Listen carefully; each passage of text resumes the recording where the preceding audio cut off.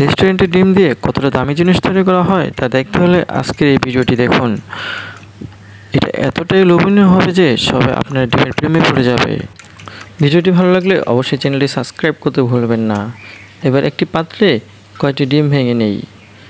ডিম ভাঙা হয়ে গেলে ডিমগুলোকে ভালোভাবে মিক্স করতে হবে যাতে ডিমের হলুদ অংশ ভালোভাবে মিশে যায়। এবার অন্য একটি পাত্রে ডিমগুলোকে একটি ছাঁকনির সাহায্যে ভালোভাবে সেঁকে নিতে হবে যাতে এর সাথে কোনো দানাদার পদার্থ না থাকে। দানাদার পদার্থ থাকলে ডিমের রেসিপিটা খুব ভালো হবে না। এদিকে ডিম ছাঁকতে ছাঁকতে আপনারা পৃথিবীর কে কোথা থেকে ভিডিওটা দেখছেন কমেন্ট করুন যাতে পরবর্তী ভিডিওতে আমরা আপনাদের ধন্যবাদ জানাতে পারি। ডিম ছাঁকা হয়ে গেলে এবার একটি পাত্রে নিতে হবে গাভীর দুধ।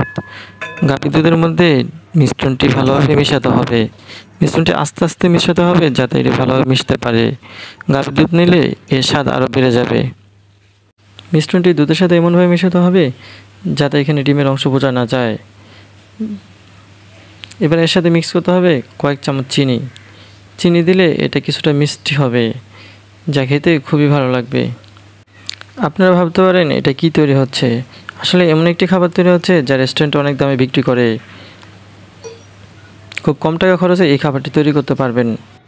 এবার একটি গরম পাত্রে 1 কাপ পরিমাণ চিনি দিতে হবে। চিনি দেওয়ার পর এর সাথে একটু পানি অ্যাড করতে হবে। এবার মাঝারি আঁচে ভালোভাবে কিছুক্ষণ জাল দিতে হবে। জাল দেওয়ার পর দেখতে পাবেন এটা একটা পেস্ট্রি তৈরি হবে। আসলে এটা চিনির ক্যারামেল তৈরি করা হচ্ছে। আরও কিছুক্ষণ জাল দেওয়ার পর দেখতে পাবেন এটা বাদামি বর্ণ হয়ে আসতেছে। বাদামি বর্ণ হয়ে গেলে এটা দেখবেন ঘন পেস্ট তৈরি হয়েছে। এবার চিনির ক্যারামেল তৈরি শেষ। ক্যারামেলটি এবার একটি টিফিন বাটিতে ভালোভাবে ঢেলে দিতে হবে। খুব সুন্দরভাবে ঢালতে হবে যাতে টিফিন বাটিতে খুব ভালোভাবে লেগে থাকে। এবার দুধের মিশ্রণটি এই টিফিন বাটিতে ঢেলে দিতে হবে।